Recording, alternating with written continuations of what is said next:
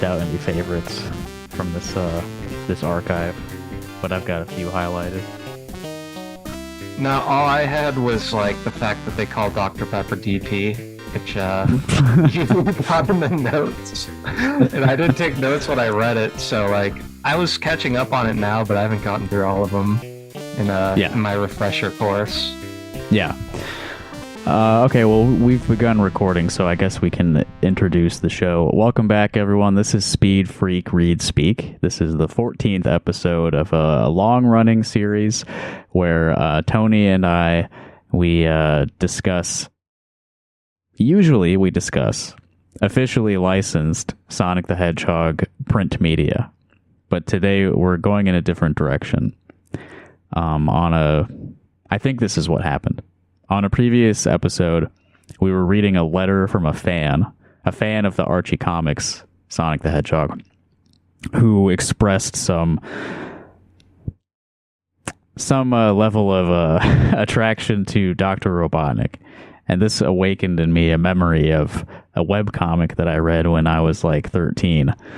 And we have an archive of that webcomic, and that's what we're going to talk about today. So we're getting into the realm of like fan works, which is obviously a huge thing for Sonic the Hedgehog. So I'm glad that we're finally breaking the seal on that. Yeah, me too. As soon as you told me there was, a romantic and even maybe physically attraction comic of Robotnik, I wanted to be there. I wanted to be part of that scene, even if I missed it, Yeah, the thing is, I'm sure this is far from the only one. I hope so. So, because I'm thirsty for more. So what we're looking at is, it's actually kind of a collection of different comics, web comics, by a young artist named Jen Irwin. I believe she was doing this in like 2003. It's kind of hard to tell because the archive is not like fully complete and not everything is dated, but the series that she began with is called Ruins of the Fourth Wall. And Tony, you didn't know anything about this, right? This was all entirely new to me. Okay. So I remember looking at this in like middle school, and there was a fan site it was sort of like edgy internet people who loved Sonic the Hedgehog. And it was the website was called Fireball 20XL. You didn't know about that either? Nope. Okay. It was run by this guy named Brian Bobian, and he had his own special, like the original character Do Not Steal thing, and it's just like a recolored Sonic the Hedgehog. That was like a long-running joke. Yeah.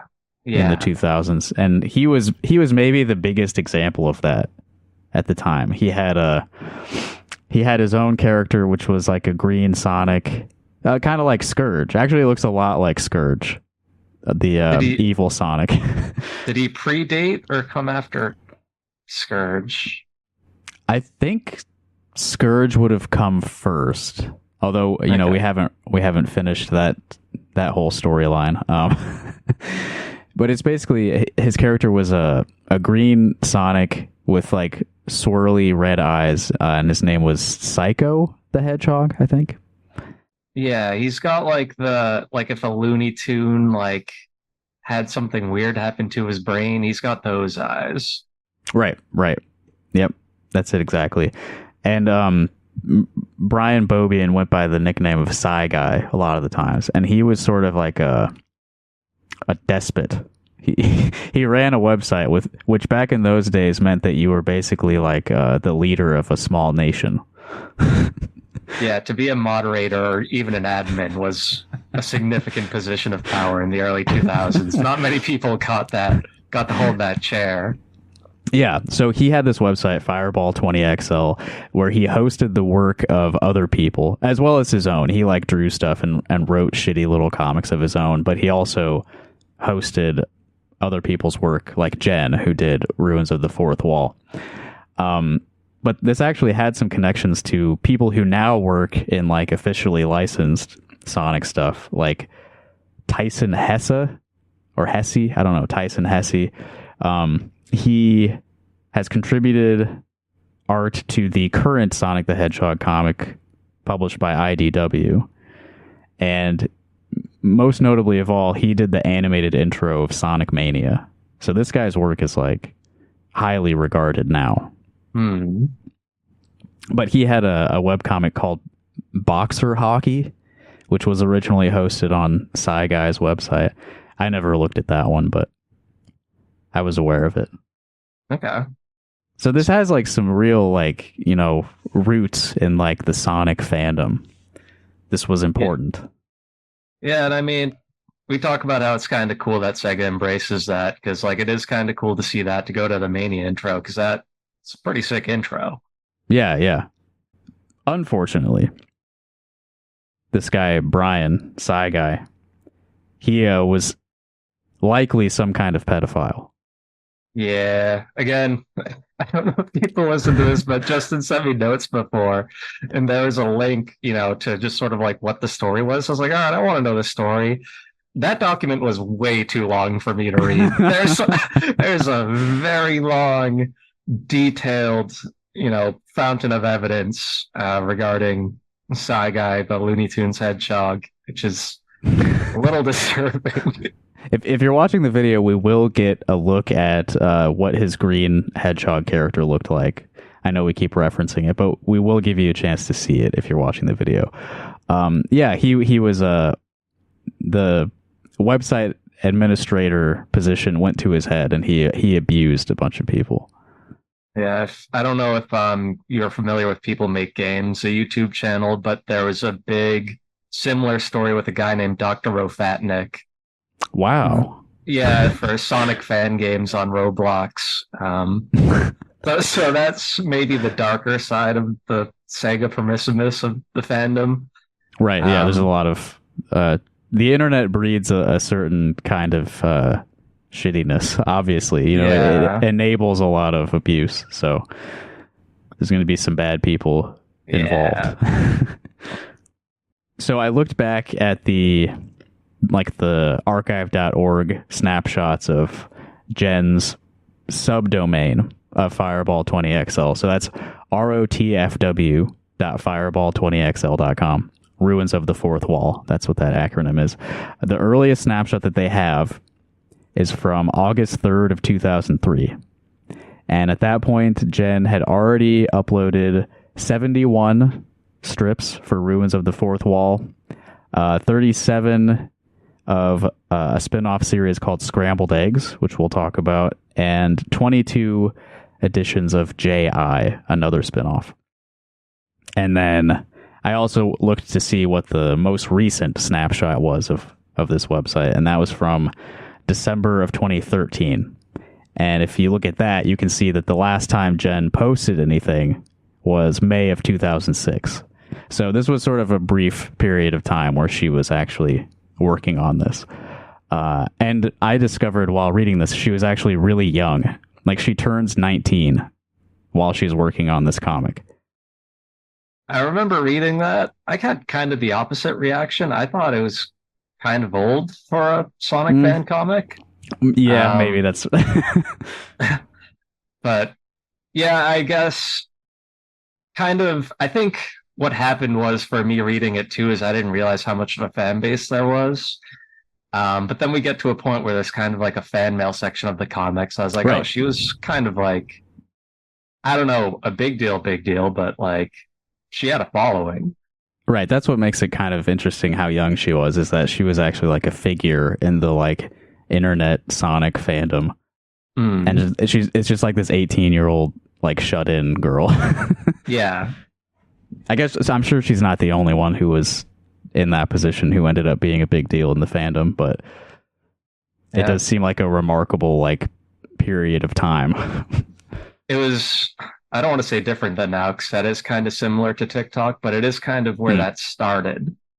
Yeah, and there seems, so like this thing seems like there's a little bit more of a separation between like the artist's work on the internet and like actually knowing and seeing her as a person, you know, because she's like drawing pictures of herself.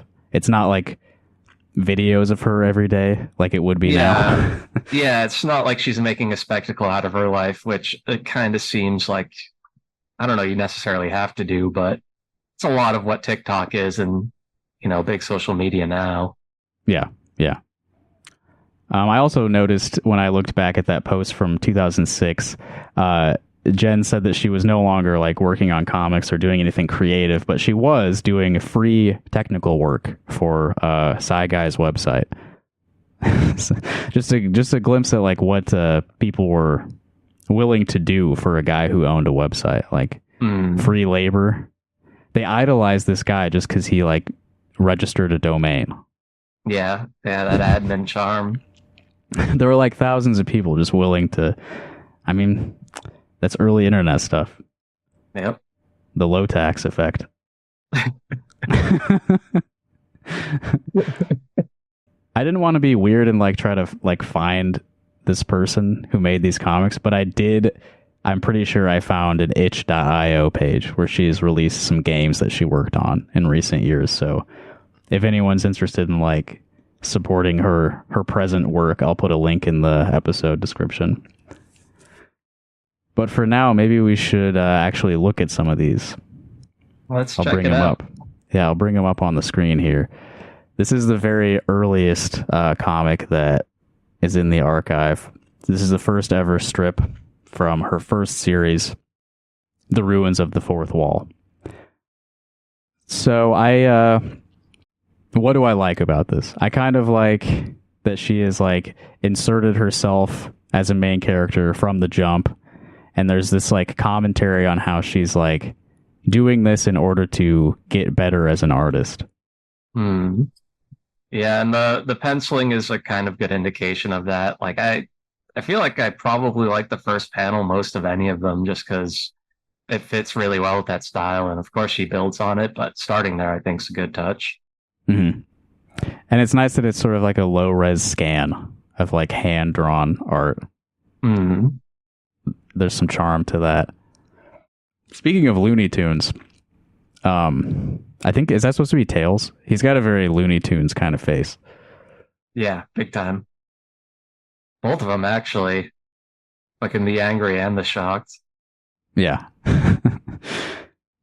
And I guess, yeah, Sonic and Tails were killed by Robotnik in the very first issue of Ruins of the Fourth Wall. So there's nothing is sacred here.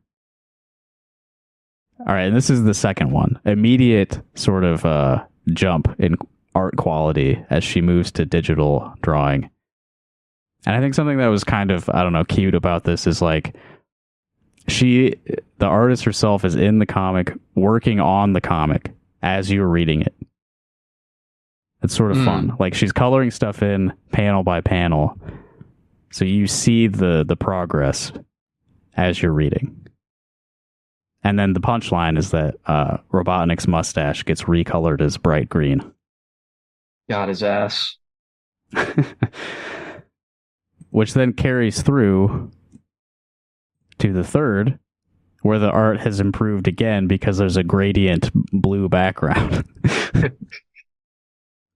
But Evo's mustache is still bright green. So there's some continuity here. Yeah, there's a lot of continuity to this until there abruptly isn't. But nicely enough, the abrupt stop to the continuity is acknowledged every time it happens. I'm pretty sure. Yeah, there's some fun to that. Or like most of the time, these are pretty like self-contained or just like kind of a status quo, like you'd expect from like an Adult Swim like sitcom, I guess. And then as she starts to like have ambitions and like start to do a running storyline, and then she like gets bored and just abruptly stops. Yeah, it reminds me a lot of Aqua Teen Hunger Force when they would often have objects in that show, and then when they were done with them, they would just throw them and explode.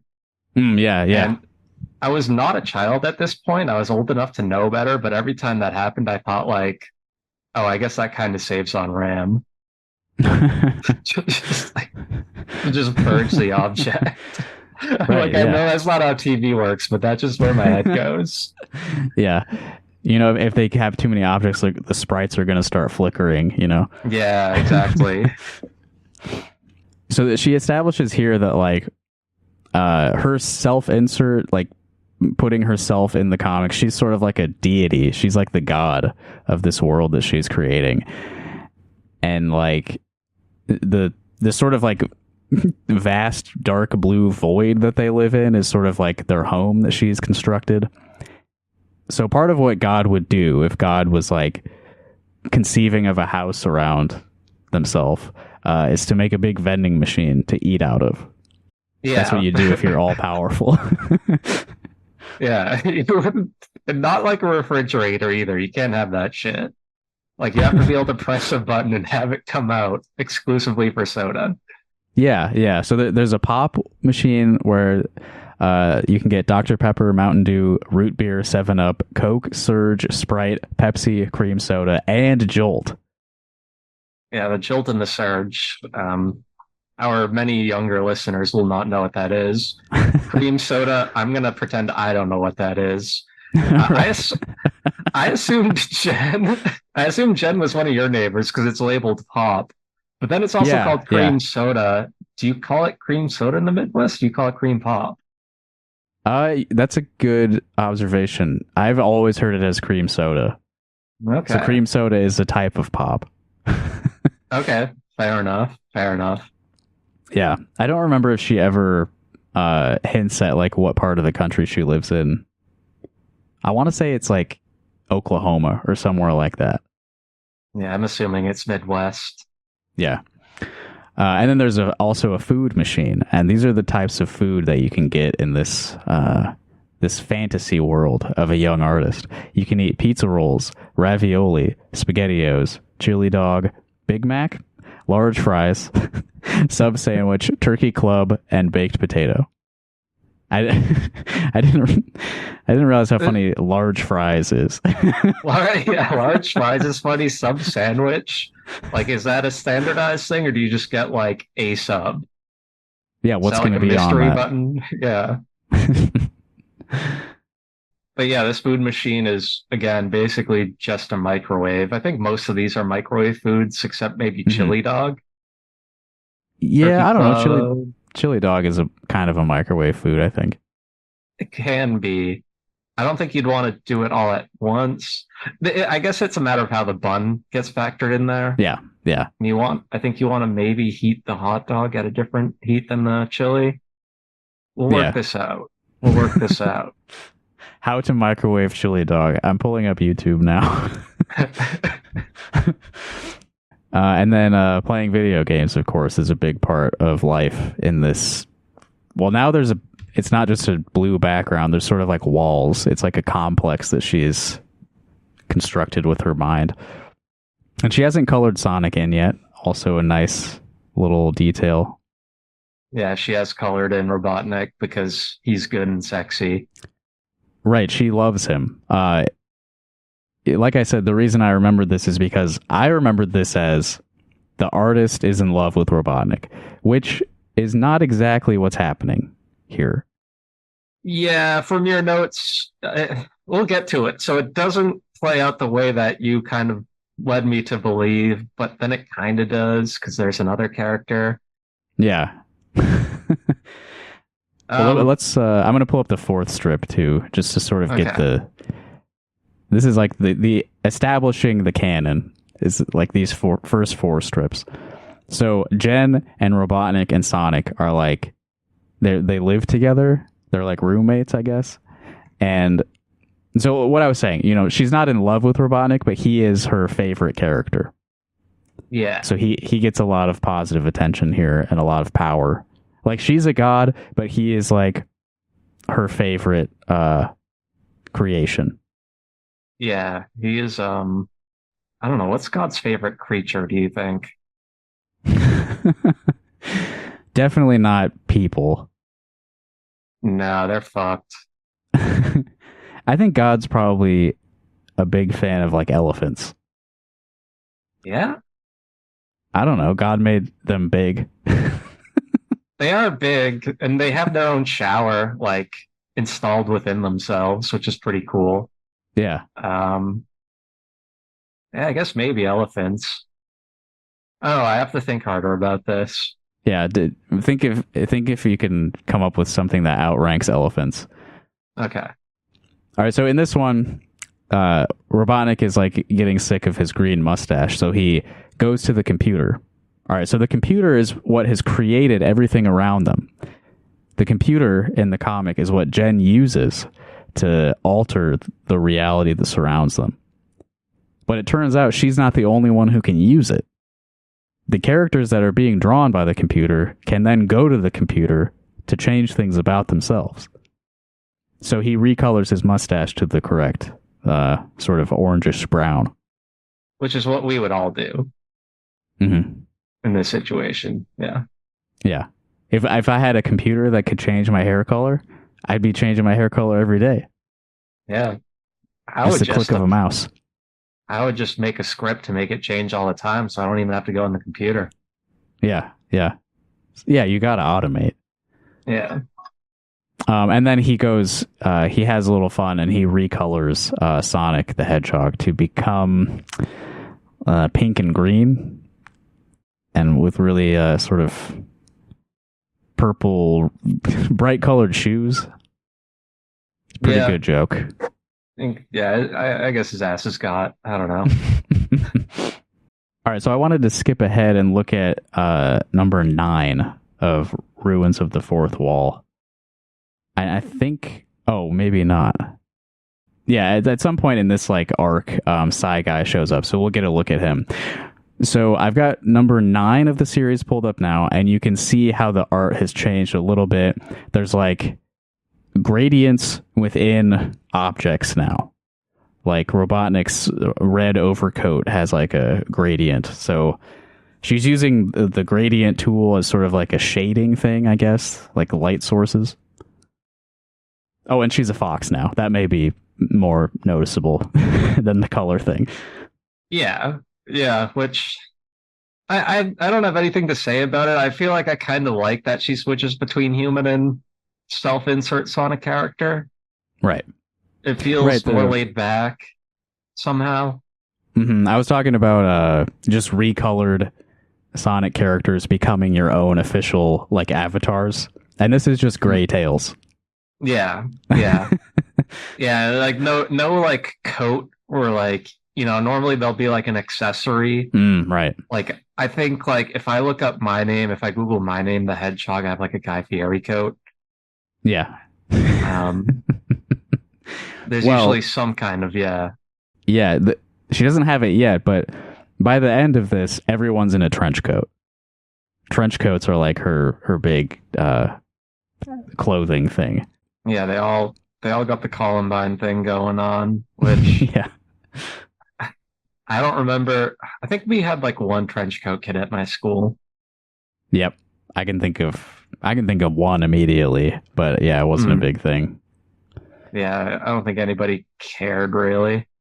So the storyline here is that since Jen is drawing everything, and that's sort of how all the characters have things, is from her drawing them, Robotnik wants her to get better at drawing machines. So she's drawn some kind of contraption. I don't know what the hell that's supposed to be, but yeah, it's like a broken fan machine, like a machine where you could put a fan into it and then it would break itself. Yeah, that's what I'm seeing. It's like it would spin and then get caught and then tear itself up on the inside. It seems pretty useful. And then, yeah, I guess they look closer at the machine and they see that it's just like a big mess. Robotnik's very critical of what she's drawn.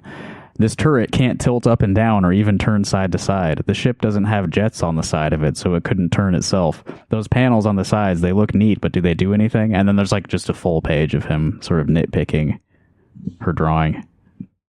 Yeah, for someone who's very critical of her own machine drawings, like she does have a very well thought out criticism of her own work.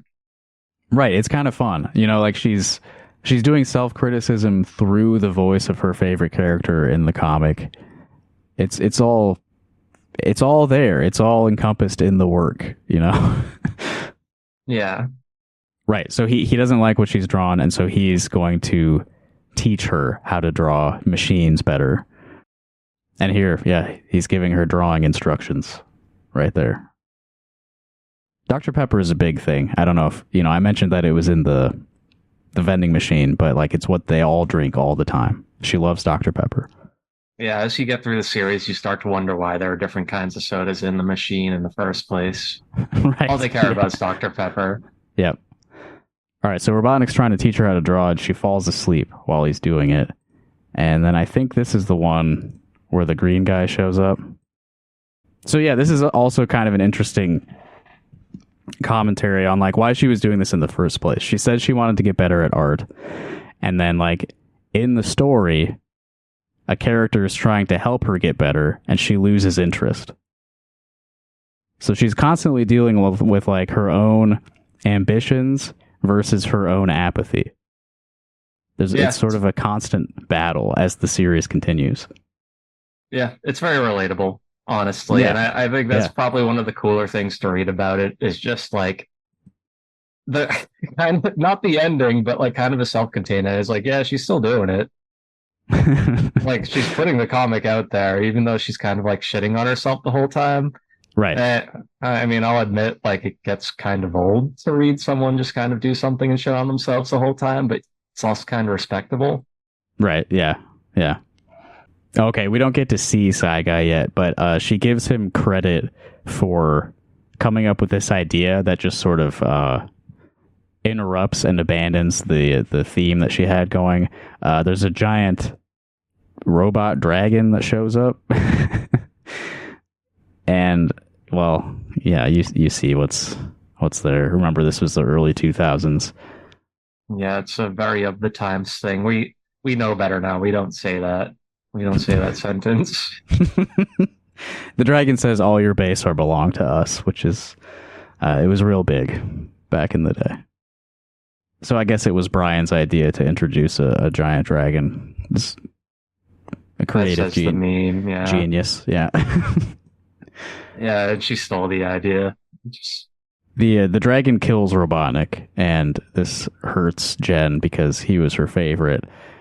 And so that sort of launches another story, which is they being Jen, Tails, and Sonic now have to go on an adventure to like resurrect Robotnik. And this I thought was interesting, this first panel right here. So Tails and Sonic are going to help bring their enemy back to life. And Sonic himself is thinking, 10 years of my life spent trying to kill him, and now I have to help bring him back. This happened in a comic that we read. Yeah, that I think Robotnik just gets murked by, was it like the butterfly? The extra-dimensional butterfly monster kills him or something? Yes, there's that. And then I was remembering one where there's like a giant alien that captures them all. And then they all work together to escape, and Sonic specifically saves Robotnik's life in that scenario. Yeah. Oh yeah, here the screen's blocking it there. Okay, so in order for them to transport Robotnik's body, Jen is going to use her mom's purse. So the self-insert character has to get her mom's purse, which has some sort of magical properties to carry a human body in, and then they're going to travel to another dimension in order to resurrect Robotnik. Now, this is not that far off from a Ken Penders style plot. Just needlessly convoluted shit just being thrown in to solve problems. Yeah. I will say, I feel like Ken Penders would maybe explain why the mom's purse does that and why the mom has the purse. Mm-hmm. The mom is never seen, by the way. She's an off-screen character. Yeah. But presumably, I guess this is like the Scott Pilgrim character with the purse, aged up with a bigger interdimensional purse. You know what I'm talking about? I don't know Scott Pilgrim. I've never Scott read that. Yeah. Scott Pilgrim's got the purse that goes to other dimensions. Oh, okay. Is the long and short of it. Yeah, that's very similar. And I think this might have predated Scott Pilgrim. It seems like it. If not, it's like right around the same time. I feel like I maybe saw like the cover of Scott Pilgrim in high school at some point. Yeah, they got the idea for the purse from Ruins of the Fourth Wall. I'm sure of it. Honestly, it's plausible. It's actually plausible to me. Yeah, not impossible, definitely. I'm going to skip ahead to one that I really thought was kind of embarrassing. Jen had like a real life online boyfriend who she introduces to the comic. His name is Jim, and he is a Dragon Ball Z guy. He's a very Jack Dragon Ball Z guy who derives his power from being a D&D DM. Yeah. Yeah, Robotnik makes fun of him for being a D&D nerd. And look at Tails' face there. He's real. Yeah, he's ready to eat someone's face. Evil Tails. But being a D&D nerd is actually a badass in this reality. And he's able to, as an epic level character, he is destroying a low level ghost in Robotnik, and he drains him 5 levels. Yeah, with a lens flare. Yeah, he uses bash as an onomatopoeia. It's kind of funny because, like, I don't know, if I was like a fashy D&D DM, I would be, taking levels. Mm-hmm. Like if I don't like the way you're playing the game, I'm going to drain levels. Like that's fucked up. It's like, yeah. And then Sonic and Tails are like fanboys of Jim now. Jim is he's now the coolest character in the comic. Jim. I did like, though, this sort of inverted helicopter thing that Jen is doing. Yeah, like propelling up. So she really is just gray Tails now. Because she can fly with the tails, too. Do you remember reading one of these where they shoved a pine tree up Sonic's ass? No, I saw it in your notes and I was like, when did I miss this? All right, so I guess this must have been released around Christmas time. Sonic is bringing a Christmas tree back to their compound, and I guess the rest of the characters think that Christmas sucks.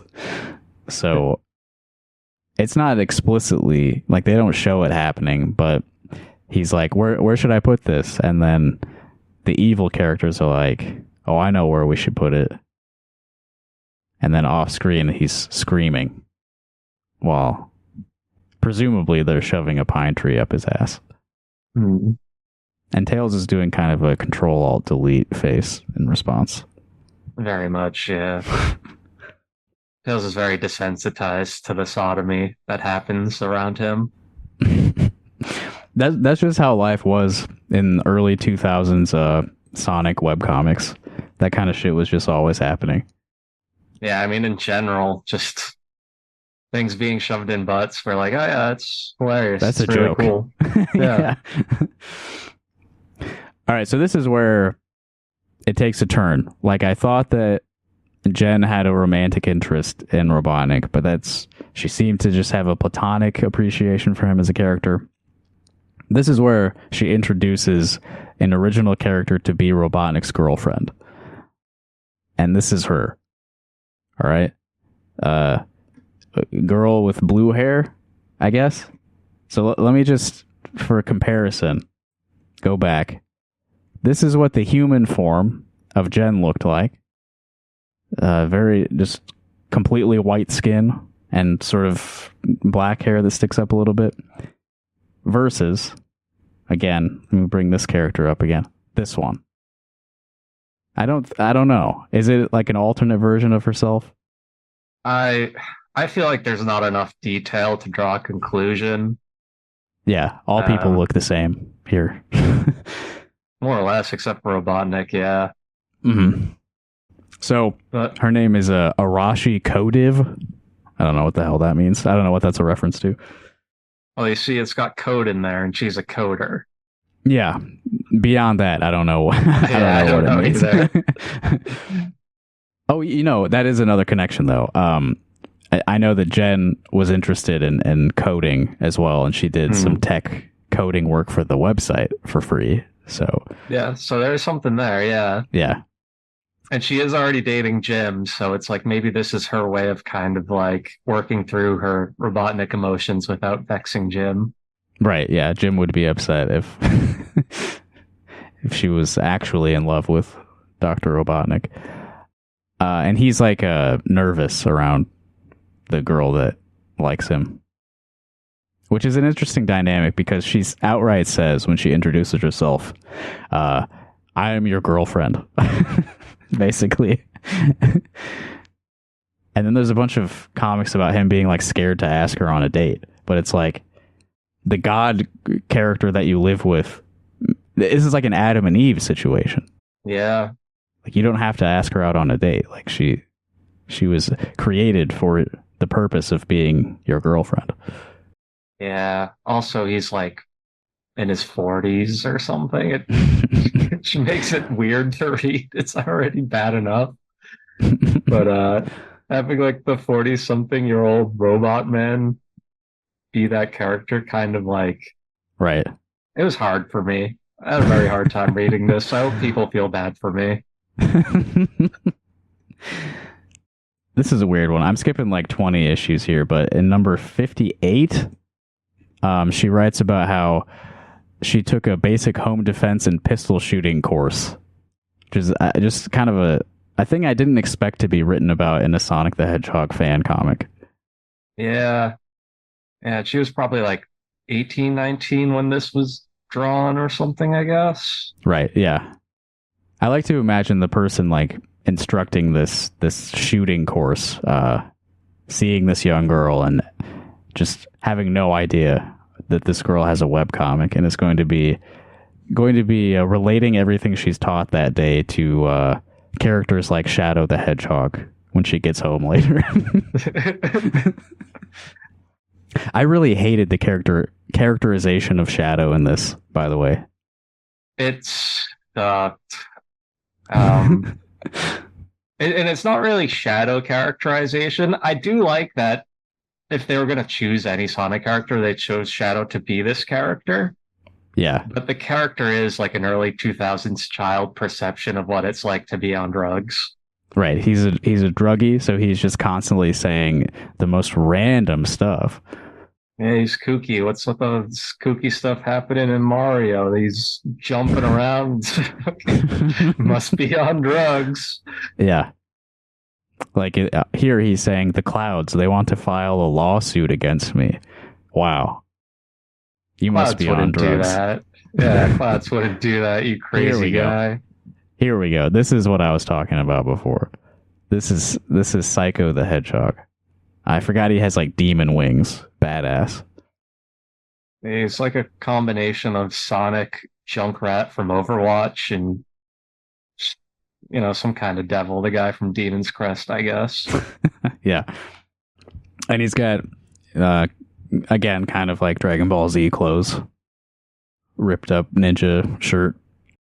I do like that the first thing that comes to her mind when she thinks of being aware and like tuned into your surroundings. It's like a guy on his computer just being like, oh, he's uploading sprites that I made. Yeah, the guy who owns the website I work on. That's peak awareness. Yeah. That's when you're ready, for anything. Oh, this is an FB20X. That's what's being spelled in the background, like Fireball 20XL, his website. All right, and then Arashi Kotiv is alert because she's a hacker, or she's fighting off hackers. I don't know. She's getting port scanned. She's in battle mode. Yeah, she's gonna do the fucking double hacking. This is cool because, like, as an extreme close up, like she is clearly getting better at art. If you compare this to like the very early stuff. Yeah, she's starting to shade, which like just started now. And they're out of DP. That's what causes alarm for these characters. I think this is the first time they called Dr. Pepper DP, which had me a little fucked up the first time around. How can you be out of DP? I didn't know DP was a finite resource. You got to make a DP run. It's like when you're at the union hall and you run out of DP, you have to have the apprentices go on a DP run. Oh, but seriously though, this is again like a world of her own creation where they seemingly have whatever they want at the click of a mouse. So how actually are they out of Dr. Pepper? That's true. This is a self-caused crisis. That's very true. Robotnik wears a shirt that says "Chick Magnet" in this era of the comic. By the way, he knows himself well enough. I liked, so this didn't last very long, but I liked this period of the comic where she was using screenshots from the game Tribes 2 as the background. It actually worked really well, I thought. Like, it adds a lot of depth to what's going on. Especially here, like, look at that. Yeah, when she has to kind of work in that constraint of, like, a 3D image that's already constructed for her, she kind of knows how to, like, stylize the characters and whatnot. Yeah, it does a lot for the perspective. But the whole joke is just that Sonic is running with scissors, I guess. But she does a pretty good job of like drawing the action in here. Again, because the sort of the setting is already given to her, so she has to fit it on the ground as it's rendered here. Yeah, and she was talking a lot about how she just hates backgrounds. Yeah, that was an early thing. Yeah, she didn't want to draw a background. Oh, rip in peace Tribes. Fucking rip to a real one. And also rip Sonic, because he was running with scissors, so the punchline, of course, is that he dies. Yeah, it happens. He's already died more than once in this series, so... Yeah, he got shot in the head in like the second one, or the first one maybe. The first one, I think. Yeah, the first one. He got shot. This was maybe the most cringe of all of them. This is like a Robotnik romance comic. So him and the blue hair girl. There's some leet speak in this. You remember leet speak? Unfortunately. Like spelling words with numbers and stuff.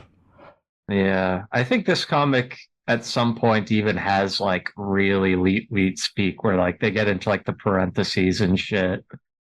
Right. Like it's brutal. So it's a very tender moment between Dr. Robotnik. He's got his trench coat on now. The trench coat era has arrived. You can see it in the silhouette there. So a tender moment between him and Arashi, who has an eye patch now. I forgot about that too. I think that she lost the eye because of something he did. Yeah, but I don't think they explained it yet. Like, I think she just abruptly has the eye patch, and then they explain it later. Yeah. If I'm remembering right, I don't know. So they kiss, and then, they're. He's like, oh my God, we kissed. I'm an old man who's never experienced human contact. And then she says, it was leet. Do it again. That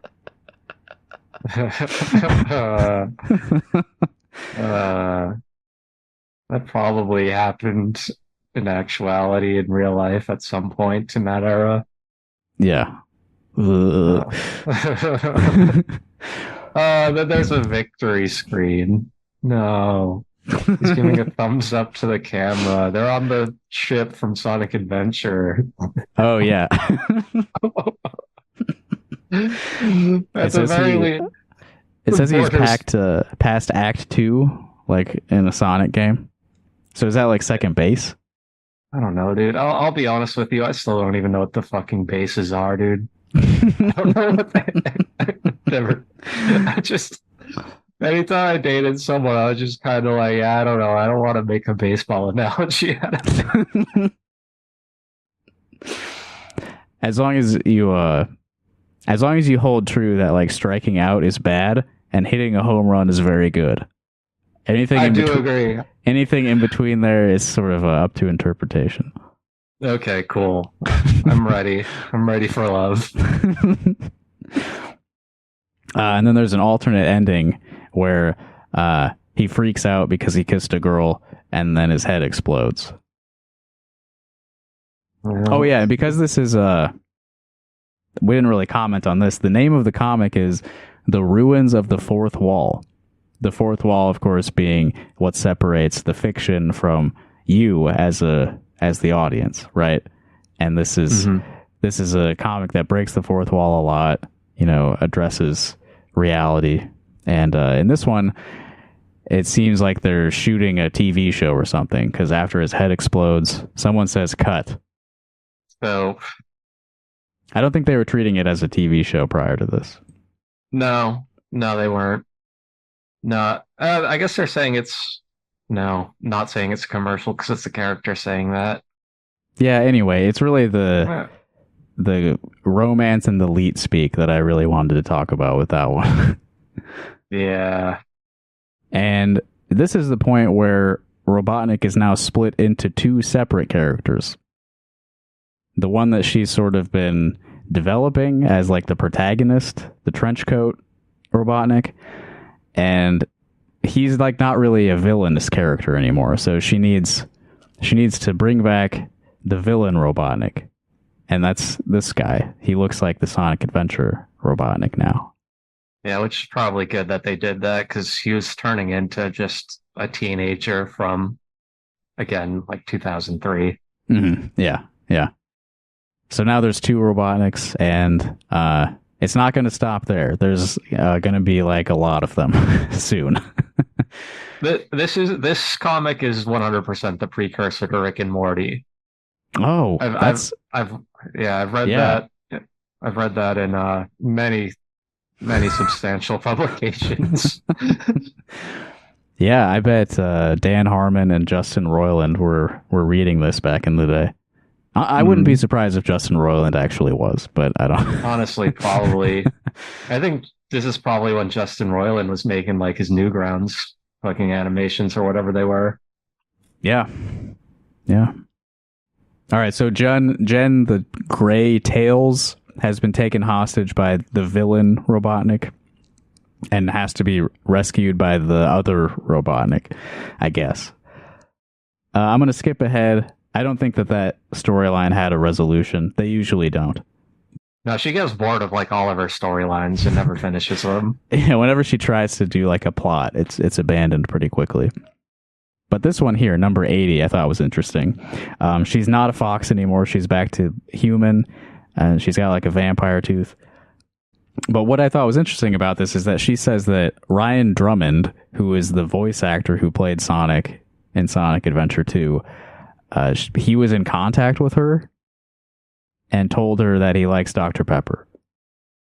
Do you think she asked him that, or that he read the comic and was like, she should know? I would guess that she asked, but I there's another one of these that's like contact between him and her that's really interesting. Maybe I'll pull that up next. But a development in the series is that because Ryan Drummond, Sonic's voice actor, likes Dr. Pepper, that means that Sonic gets like a promotion. He's now a favored character in this universe. So that's why he's got a trench coat now. See, he's cool. Yeah, here, this is the one I was talking about. This is like an email that Ryan Drummond sent to Jen. Again, she's probably around 18, 19, 20 years old, right? Mm-hmm. I don't want to, I don't want to speculate that there's anything weird going on here, but it is weird to have like private email communication with a young fan. Yeah, I mean, how old is he at this point? Yeah, you type in. I hear that research happening. He would have been like early 30s.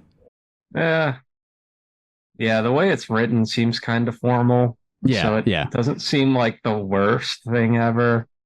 He does say "my dear," which is Mm, weird that's true. The for way a it 30-year starts. old. Yeah, yeah. But it's also like, are you flirting or are you just like someone who acts like you're 60 years old?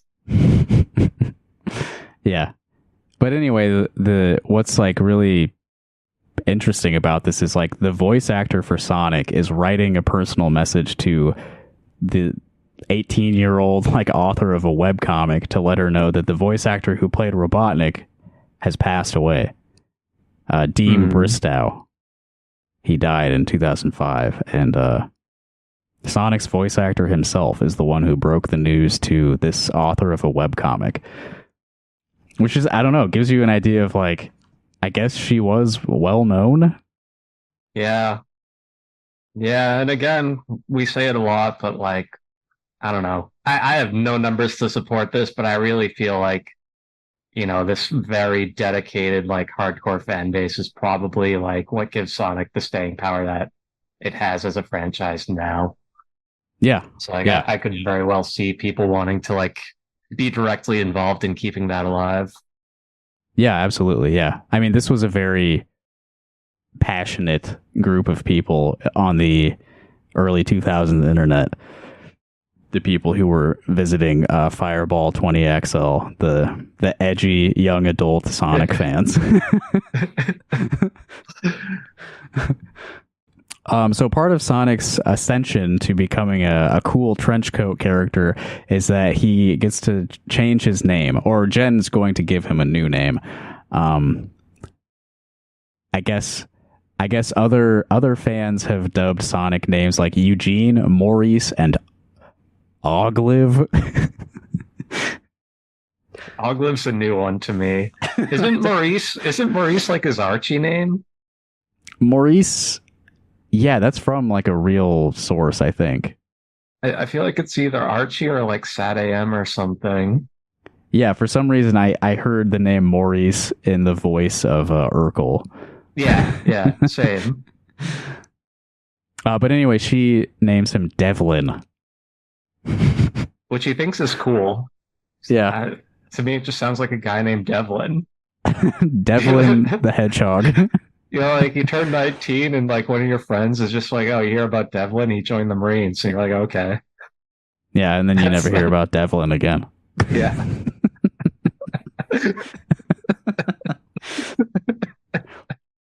And then in this last panel, they acknowledge that they shoved a Christmas tree up his ass earlier. They refer to it as the Christmas tree incident. And he says he doesn't sit down very often. So they damaged his ass. I guess it was funny that time. I guess it's still funny. We're bringing it back. Yeah. So that's kind of all I wanted to point out in this, like the main series of Ruins of the Fourth Wall. I don't know. There was some fun to it. It's definitely got a lot of like early 2000s webcomic tropes, like how much she thinks trench coats are cool, the leet speak stuff. Yeah, it's very. There's a lot of like autobiographical little like snippets in it, sort of like she's very insecure about her artistic abilities, and she talks about it all the time. Yeah, it really reads like almost like a therapy session that became like bigger than anyone expected, which I guess is a lot of things. Like a lot of art, especially on the internet, is like that. Yeah. The internet enabled a lot of people to just sort of work their shit out in a public medium. Yeah. For better or for worse. Yeah. In this instance, I would say it's probably positive. I don't know where this person's at, but I guess they ended up in some kind of entanglement with a weird guy, so maybe that's not good. Yeah, that's not good. But when I was like looking up, I was trying to find more information about like that Psy guy and like the people that he harmed or whatever. There was a statement that she made like years ago, like basically saying, yeah, he never did anything like that to me, but yeah, he was kind of a fucked up bad guy. Yeah, I skimmed that one. I skimmed Yeah. the document. I saw that there were updates up to like 2022, so it's like still Right. ongoing, Yeah, which is like, damn. he's like abandoned his old identities for obvious reasons, but he like crops up every once in a while under a new like screen name, and then someone figures out who it is. Yeah, dude. Dude, anytime you see a human being who's constantly rebranding like Blackwater does, it's bad news. Yeah. So let's talk a little bit about Scrambled Eggs, which is sort of a spin-off of Ruins of the Fourth Wall. This is a Sprite comic. Did you ever read any Sprite comics back in the day? Sometimes I had a problem with this the same as I had with I think it was 8-bit theater back in the day was the Yeah, really yeah. popular one. And I really wanted to like it, but something about the sprite style, I like don't like it.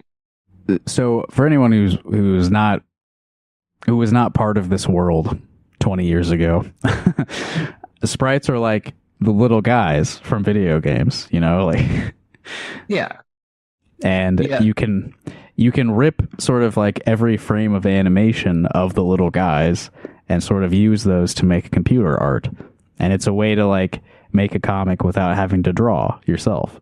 Yeah, which to her credit, she does draw some of them.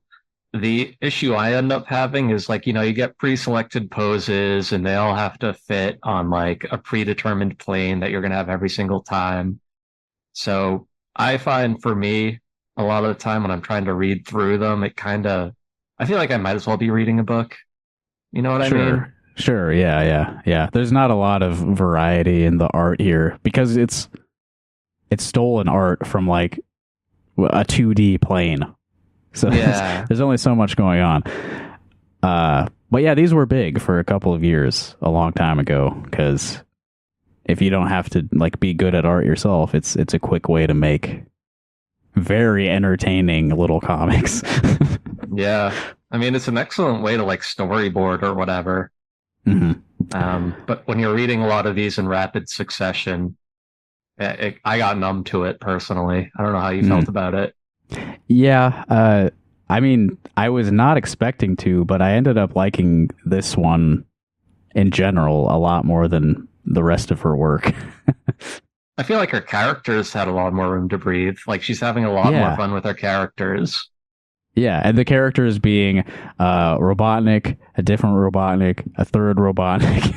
Yeah. Like that's the premise here is that it's like all the different iterations of Dr. Robotnik all meeting each other. Multiverse type shit.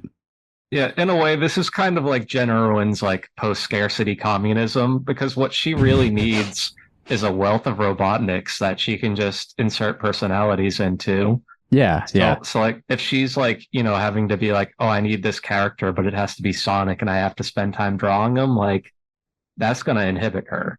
She just needs a wealth of Robotniks. Right. That's where she really shines. Yeah. It's all she really knows how to inhabit as a character. I mean, she has some other tricks too, but I think Robotniks is like her bread and butter. Yeah.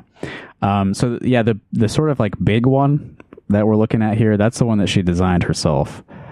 The one that's in the little floating pod, he's from the Game Boy Advance games. I forget what she refers to him as, but I was just referring to him as GBA Eggman. And then this like 8-bit guy, I think is like a custom sprite. I couldn't find any games that look like that. But yeah, I don't know. In her comic here, the 8-bit one, his name is George and he's a devout Christian. So he was my favorite of these because that's like a weird direction to go in. I think this is like, I don't know what year this is. It might be during or slightly before Reddit atheism. But like, It felt very much like of the time, because around this time was probably like when I was kind of being like, yeah, church sucks. Screw Sunday school and shit. So it's like, okay, I could see myself kind of like enjoying working through that through Sonic characters. Yeah. What if I had a Christian Eggman who could be the butt of some religion jokes? And then I spin dashed into him like an idiot. I thought this was a pretty good gag. The big Robotnik that she designed, he's too big to fit in the flying pod, so he sits on top of it. It's pretty funny. So then she fixes that by, so here she is as Gray Tails, of course. She draws him his own bigger flying pod, and it looks like shit. I love it. It has a DP holder specifically. Yeah, a DP holder. And like, I can't figure out how that works as a euphemism, but like, somehow it sounds bad. You know, just a little slot for your DP. Yeah. See, it sounds even worse, even though I don't know why. This was another pretty good visual gag, I think. The Game Boy Advance Robotnik, he exits his vehicle, and it turns out he's tiny. Little guy. He's tiny Robotnik. And also, for Sonic to be a member of the Scrambled Eggs universe, he has to put on a Robotnik mask. So there's like a Sonic Robotnik. He's another character in the cast of Robotniks. This is the one where Jen turns 19. All right, so there we've got, this is Jen Ivo. I still don't remember, just small Robotnik, George, and Sonic. And then Gray Tails, Jen, arrives, and they're having a birthday party for her. She's about to turn 19. So I read that and I was like, shit, this is a child making this comic. And to celebrate her birthday, they get a giant Dr. Pepper, which they call the Master Pepper. That's pretty funny. And it has a very funny effect on George, the Christian Robotnik. He drinks out of it, and he transforms into... There's another Fash. He transforms into this guy. Ugh. They refer to him as Ugly Robotnik. That's the Robotnik sprite from Mean Bean Machine. Okay. I was trying to figure that out. Yeah. And I don't remember him looking like that. I feel like uncomfortable looking at him. Yeah. This is kind of problematic. This one's got like a gay Robotnik. Like, I think that's what the joke was here. Like, this guy, he skips through the scene. Yeah, and they refer to him as feminine. God forbid. Yeah. I mean, if you believe there are infinite Robotniks, at least one has to be gay, right? They should have expected to eventually meet a gay Robotnik. Yeah. All right, I want to switch. Let me bring up VLC here. One of the reasons I liked Scrambled Eggs more than the rest is because she experimented a little bit with animation. And this is the best example of that. So this one's got animation and sound. All right. So this is Scrambled Eggs number 33. Okay. All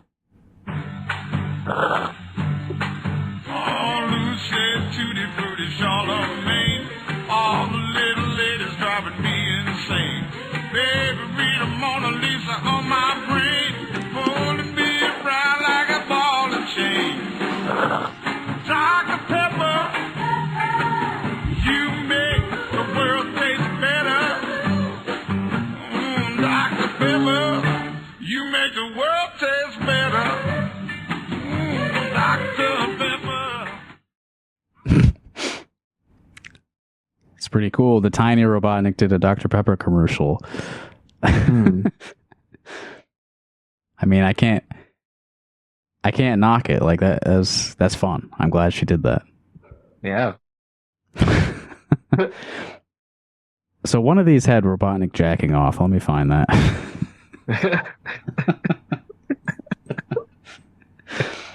Yeah, there it is. They refer to this guy as Classic Evo. So he's the Robotnik from Sonic 1. And he's sort of like the villain. He has a big bass. And they catch him looking at porn, I guess, at the end. This is the final Scrambled Eggs comic, so that's the way it ends, is with him jacking off. You can see Sonic is looking over his shoulder at the computer. He thinks that whatever he's looking at is very hot. Yeah. Cool. That's the way I like to jack off too, is that like a computer that's like A connected terminal. to a pipe. Yeah. Standing up at a terminal. I don't know if I've ever told you this story. I used to work at a restaurant with a tablet for the register, and the owner was like really into pimple popping videos. So I'd be like ringing up orders, and I'd get like a YouTube like push notification about like a new Dr. Pimple Popper video. Like the tablet's like connected to his YouTube account. Yeah, I mean, when he works the register, he would just watch videos on the register. So yeah, Scrambled Eggs I liked because of the distinct personalities. Tiny Robotnik, gay Robotnik, ugly Robotnik, masturbating Robotnik. They're all there. Yeah. And I mean, I am a little bit of a hater, but I definitely agree that that's a strong part of it. Mm-hmm. I don't know how much I want to talk about J.I., but that was the one where she started taking like fan emails and responding to them. Yeah, I don't have any notes on that one personally. Yeah. I'll just show you what it looks like. It's another Sprite comic, and it's Jen and Evo answering emails.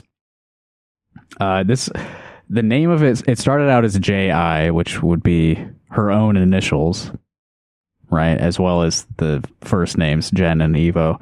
But she keeps adding characters as the series goes on, so it eventually expands to Jen, Evo, Magus, Arashi, Shadow, and Psycho. Magus is from Chrono Trigger. This guy. Yep. I never played that, so I didn't know him. That's a good one. And then Psycho, of course, is that shitty guy who owned the website. Yeah, I'm kind of curious what I would have thought if I had known what that guy's deal was as I read this. Yeah. Oh, I agree with Cut Man. Definitely a life philosophy to live by there. Yeah, Cutman from Mega Man is in this one for some reason. And he says, must post more. I don't know. I didn't know that. I don't even know why he's in this and why he said that. And like, part of what makes this series so bad is like all of the like original characters from other webcomic artists show up. Yeah, you really have to know the lore to appreciate what's going on. Yeah, and I don't. I have no idea. Like, who is this Knuckles? Knuckles with jeans. And he just said something in the recording like cut out, so I have no idea what happened. I was just pointing out this Knuckles with jeans. That's all I said. Okay, yeah. So really, like the worst part of this was this one. This is the 38th edition of Gen Ivo, which you can see at the top there. The name has expanded to include a whole bunch of fucking characters. I don't know who they are. But this is like the wedding episode. It's 31 panels, and this is where Evo and Arashi get married. Evo is Robotnik. Arashi is the blue-haired hacker that he kissed. But yeah, I was saying, all these other webcomics original characters show up, and they all look like shit. Well, this is the worst example of it. There's this guy. I don't know. I don't even know how to describe some of this shit. There's a bunny person. This looks kind of like Daria. A little bit. Mecha Sonic in a chair. Yeah, floating chair for some reason. It's just kind of in the corner of the panel for some reason. Red Tails wearing jeans. I think that might be a recolor of Kefka from Final Fantasy. Which one? This guy? Yeah, I think so. I don't remember who this guy is with the sunglasses and the red jacket. I assume he's like some other random webcomic author or something. I Mhm. think he might be the Budweiser was up guy. I think we skipped Okay. over him for this session, but I think that's who that is. There was a gag earlier in the comic where they just did the Budweiser was up for like 8 panels. Yeah, I'll pull it up just for the sake of understanding. Yeah, get it noted for posterity. This was back in Ruins of the Fourth Wall. It's number 22. Right, so she's in some kind of conflict with another webcomic author named Freezy. What can I do to counter Freezy's latest comic? I don't know what they were fighting about, but yeah, you're right. You're right. He shows up and he just says, "What's up?" And he does the Budweiser thing with Robotnik. Yeah. Which at this point, I think the was thing was like a pretty old joke. Like, Yes. in 2003, we were a good few years away from this. Right, yeah. That was like 99 or 2000, I think. I want to say definitely before 2000. Yeah. Okay, I guess his name is Bob. Wow. He's just sort of like a standard like webcomic guy. There's really nothing about that character design that stands out. No. Just sunglasses webcomic guy. I'm gonna go back to that wedding one from JI. It's just like every panel is just full of these like bullshit little recolors. Like here, it's a light red tails. That's different from the red tails with jeans. Very It's a different whole characters. It's a whole different color. I don't know what you're talking about. Say Remember- yay with an E instead of an A. Remember, Sonic's name is Devlin now. Yeah, Devil. they're sticking to that. I respect that. You know, that might be one of the few plot points that kind of got thought to the end. Yeah. This guy, I don't know what the hell that is. Red little imp. Mm-hmm. Here we go. Uh, You said the lead speak got unbearable at some point, and I think here it is. Here it is. yeah, I'm trying to read the thing on the left. I'm not sure what I'm looking at. Oh, I think it says excited. I think it's supposed to say excited. Oh yeah, yeah, okay, and then it's I'm. I wanted to say 50. Yeah, I'm so. I think it's glad. 614 line parentheses. Yeah, I'm so glad this is happening. Finally happening. Okay. But that last line, I don't know. I lead you. I hope you are too. Wait, I lead you are too. What is it? I hope you are too makes more sense, but it looks like I lead you are too. But also 4 is supposed. No wait, no yeah. 4 is Fuck, A. Is 2 supposed to be R? I think so because it looks kind of like R without the line on the left. Yeah, kinda. But what does I lead you are too mean? I have no fucking clue. Maybe it's like John in Philadelphia, where if you just say John in context, it just becomes anything. Like Smurf. Yeah, exactly. And then it keeps going. Do you want to try to read that too? Oh my god, I'll try to do it quick. So I got didn't know I wanted to get Ivo married. Fine. I think that's since. Yeah, I'm Since losing it. I think that's before. I think this is before. Since before. So, ROTFW1. Okay, yeah. Yeah. Did you know I've wanted to get Evo married since before ROTFW1? So before she started working on the comics, she wanted Robotnik to be married. Okay. It takes so long to like decipher what the fuck is going on here.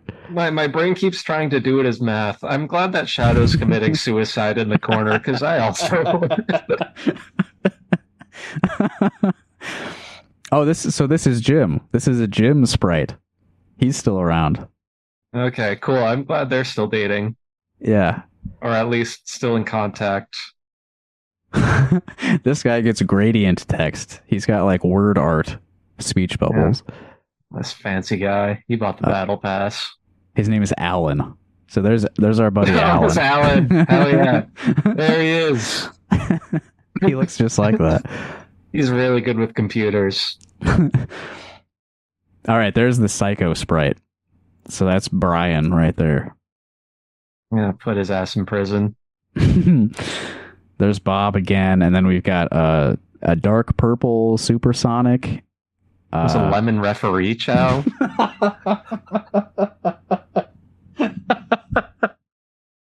Lemon referee chow. And I don't know what this is, like a robot efficient. Yeah, I think so. This is like a Sally riding a snowboard. Sally Acorn Cool. snowboarding. That's sick. That's the coolest thing I've ever seen. Sonic with bangs, wearing a trench coat. Yeah, there's something going on with his face. This is just a cat, like not That's a Chrono Trigger anthropomorphic. cat. Okay, That's the Chrono Trigger cat. They changed the colors, but I'm pretty sure that's Chrono Trigger cat. okay. This is a different Gray Tails. I don't think this is Jen. I think it's a different Gray Tails. Oh no, yeah, Human Gen's in the bottom left. Right, this is her down here. So that's a The different. fuck? Unless she split those characters up at some point and I forgot. Sure. Yeah, it could be. Yeah, and then there's a too far anthropomorphized Brown Tails. Like he's more human than he should be. Yeah, he's got Mega Man feet. It's Ugh, this guy. he's so kooky. He's saying Kmart shoppers. That's really funny. Yeah, Matrix Knuckles. cool. His It's trench all just rules. This all What the just fuck is this clashes. MS DOS guy? What is this? Yeah, I don't know what the hell that is. And the upside down hat, man. Well, which one were you calling MS DOS guy? I mean, I was saying bottom right guy, but honestly, Okay, they yeah, both yeah. have that vibe Yeah. to them. Like they were drawn in like the very first version of MS Paint, if it was even called that. Yeah, these are like King's Quest characters. They were drawn with a keyboard. Yeah, somebody programmed their pixels. Yeah. Well, this is like Dr. Wily. Yeah. It's fucking hot, Dr. Wily, dude. Look at the details. He's like ripped. Look at his Yeah. chin. Yeah. And this is Ganondorf in a trench coat. Yeah, I guess Ganondorf wanted to marry Ashi. Why is he upset? Oh, I think he's upset because this guy Oh. wearing a shadow hat says that there's no ice cream around. Yeah, I'd be pissed too. Show up with my trench coat ready to stuff pockets with ice cream, and there's none there. Yeah. Then they kiss again, and then Shadow yells, "Bic pens," because he's on drugs, remember? This is what That's you do what when I- you're... Yeah. That's what I always say when I'm zooted. Bic pens. If you ever go to a bar, people are yelling this all the time because they're drunk on alcohol. Right. And then, yeah. So Shadow ruins their wedding kiss and then gets violence done to him. I didn't really like J.I. much at all. It's mostly boring, and then when it's not boring, it's just like a mishmash of a bunch of terrible-looking, recolored original characters. I will say that moment right there is probably the most fun I had in this recording. I think reading it by myself, though, I was kind of glossing over it, but Looking Yeah. at the sprites in detail, I enjoyed it a little bit. It's a mess. Yeah. A couple of things I did pull out, like, because this series was mostly people writing emails to Jen, they used like their screen names, which, you know, early 2000s Sonic fans, they're going to pick funny names for themselves. A couple of them that I pulled out were Mecha Harry Potter, Hell yeah. Let's go. Horatio Hedgehog. Cool. Yeah, it's a good one. I mean, I assume the guy's real name is Horatio, but, you know. And then Root Beer Echidna. Okay, so not Dr. Pepper Echidna, Right. which might be a problem. And then to finish the collection of Jen Irwin's works, eventually she got tired of like doing all of these separate series. Everything we've covered so far was happening like concurrently, and it's kind of impossible to like reestablish what happened when. So she like blew everything up and merged it all into a series called Ashes of the Fourth Wall, where instead of having like separate series that were running at the same time, it's all one universe called Ashes, but there's different threads happening at the same time. So like different timelines within it. I don't know. It's all very self-referential and like still pretty convoluted. Yeah, it's like the stuff they're doing with like Marvel and Mortal Kombat now, which Yeah. it's kind of fun for the first few minutes, and then it's like, oh my God. Yeah. So each thread had its own name. The first one's called What the Crap, which was sort of like a story about like how things got from the ruins of the Fourth Wall universe to the ashes of the Fourth Wall. So I guess Jen, the like self-insert God character, burned everything down. Burned down the Fourth Wall. So that no longer even exists. But we didn't get to see any of this. It happened off screen. Somewhere in here there's a ripped Knuckles. Let me find that. Come on, give me the hot Knuckles. Oh, this is Robotnik's mom. Yeah, she's got the weird accent for some reason. You've gotten real strong since I last saw you. Yeah, I don't know. The southern Robotnik's mom. There he is. Oh, yeah. Oh, yeah. So he's not wearing gloves.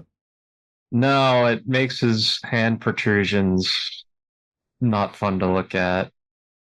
Yeah, I guess I always thought that the spikes were like part of his gloves and not like his bones. I mean, much like Kirby without shoes, it's one of those things I never thought about. Mhm. And then eventually you're confronted with the thought. And I don't know, I'm not able to make peace with that. Thread 2 was called Random Crap. This is the worst of all of them because, you know, what's an early 2000s internet conception of the word random? It's not going to be good, right? No. And see, unfortunately, this guy had a big role in it. Sigh guys here. There's an egg timer robot named Eggy who just says like super random shit like this. This is like a Hot Topic sticker. You can learn a lot from a freaking idiot. Yeah. Yeah, sure. You know, I'm always saying that. Johnny Poo Poo Pants. He's doing the what's up again. That's great. Right. And this is the guy who did it originally, Bob. Yeah. Oh, God. Actually happened. This is real life, I guess. He actually made a typo. That's funny. The absolute madman. The Lucky Charms mascot ends up being a character in this one. So that's pretty random. He says the line because they stole the Lucky Charms, but it was brutal. It was brutally violent. Yeah. Thread 3 of the Ashes universe is this is how she continues doing sprite comics. This is Cream. Cream the rabbit, it turns out, is Robotnik's daughter, I think, is something she decides is part of her canon. I forget if it was in the ruins or something, but it's implied that he slept with a rabbit at some point. Right. I Here we forgot go, yeah. about that. I remember, yeah. She says he's her dad. I mean, I guess this is normal enough for Sonic fandom. Yeah. Oh, I never asked you. Did you see the video of like the top 10 hottest Sonic women? No, I did not. That was Okay. Yeah, something Aaron brought up when I was streaming last week, right? I don't know. I didn't Wait, watch the stream. I didn't know you were Okay. streaming. I saw you talking okay. about a stream after the fact, Yeah. but it's a Wait. pretty famous video. Okay. Is this something you brought up to me before? I might have. I think about it a lot. Okay. When I got on Twitch like last week or the week before, and somebody called the phone number and was talking to me about that video. Okay. I mean, if you want to bring that up, I don't think we should do it while we're still talking about the comic, but I think it's one you should watch. I would watch it with you on air, but Okay. either way, I think you should see it regardless of the context. It's Yeah, an important we part should of do the online canon, I would say. But anyway, Vanilla the Rabbit is like she's considered to be a hot character, right? Probably. That's Cream's mom. Yes, Cream's mom is one of the hot characters. She's one of the most important ones. Mm-hmm. So this is where the DP acronym becomes very troublesome. Cream the Rabbit, who is canonically like 3 years old or something, she says, "I brought you a DP for Father's Day." Yeah, you could just take this out of context, like just to give me a DP. You came all this way just to give me a DP? Like, you don't even have to crop these. They're already cropped for you. Oh, yeah, and Cream's name is Kate now. Every character gets renamed for Yeah, some this is reason. like the Ellis Island of Sonic fan comics. This thread is called "Oh Crap," and in this one, Jen, the author, dies from a Dr. Pepper-induced heart attack and gives the authorial responsibilities to Evo. So this is sort of fun. Like it's hand drawn. That's the gimmick of this thread. And actually, that's helpful that it's dated, so we know this one's from 2004. But yeah, the bit is that Robotnik hand draws some comics. They got the Yoshag. That's pretty sick. There's Bob. There's Psycho. Yeah, my two favorite guys. I mean, Bob may or may not be a criminal. I don't know. Was he one of the guys? Was Bob on the document? I don't think so.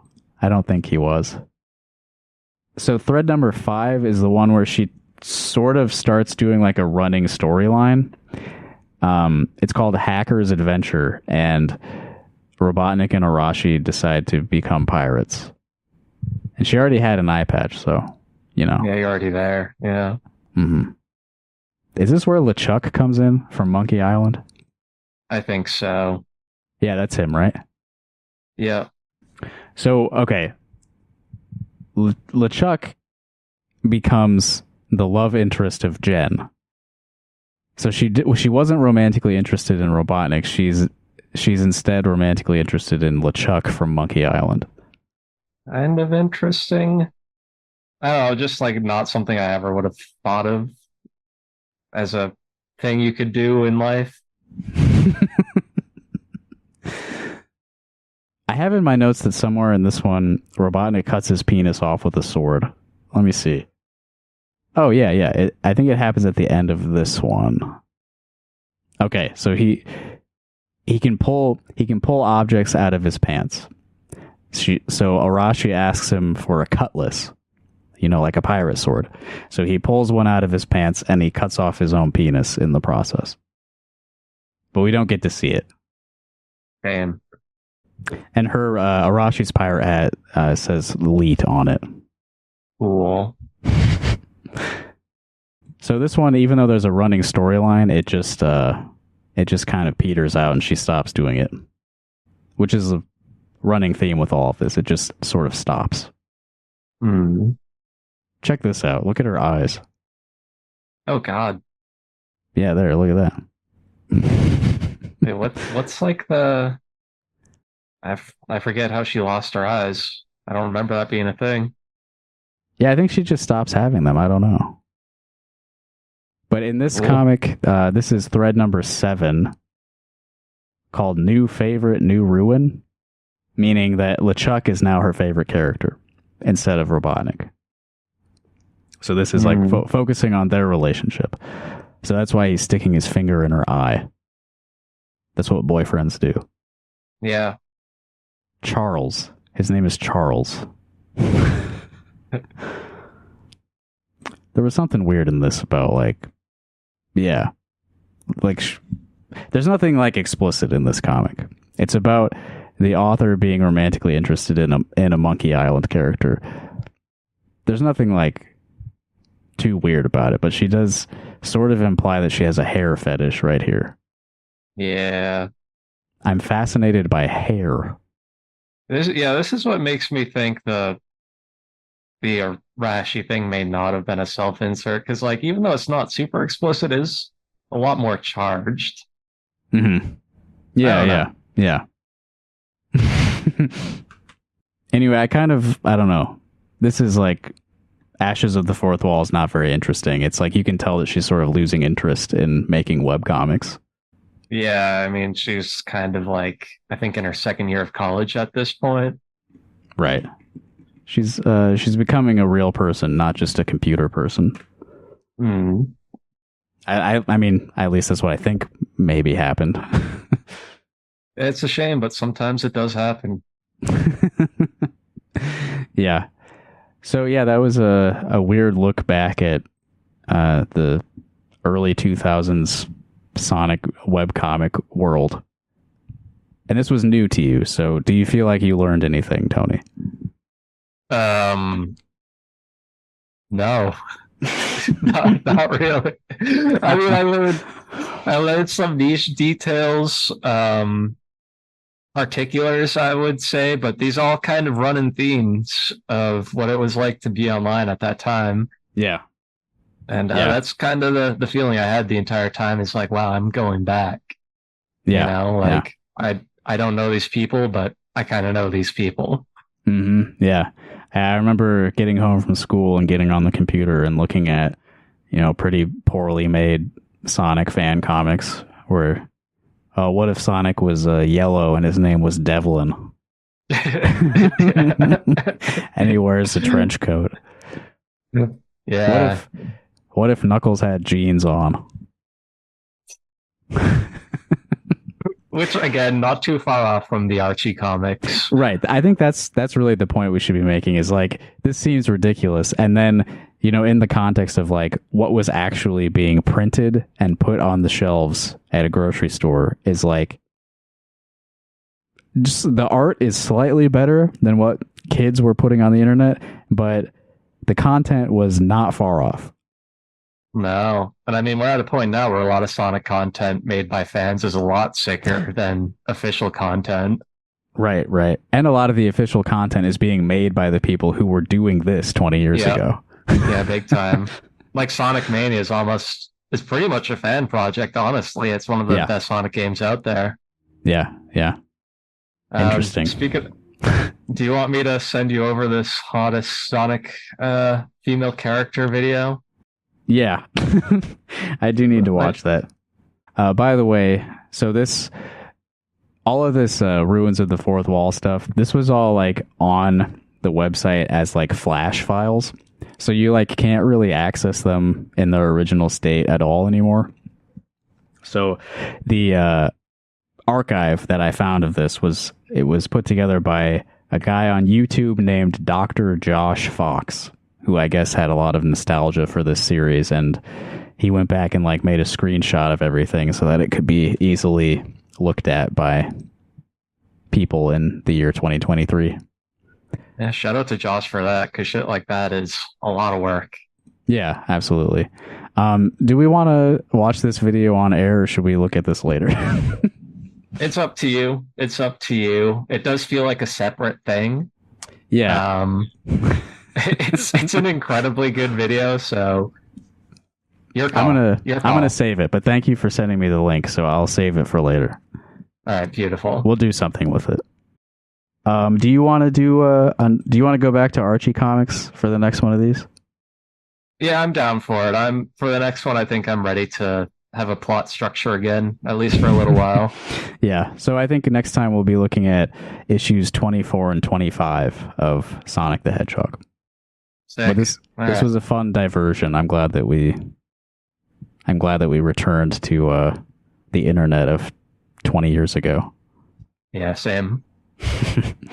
All right, that'll do it. Thanks for watching or listening, if you're out there watching and listening to this. Good night, you Voyager spacecraft audience of Speed Freak Read Speak. Dr. Pepper, you make the world taste better, yeah. You make the world go round and round. You pick it up, you can't put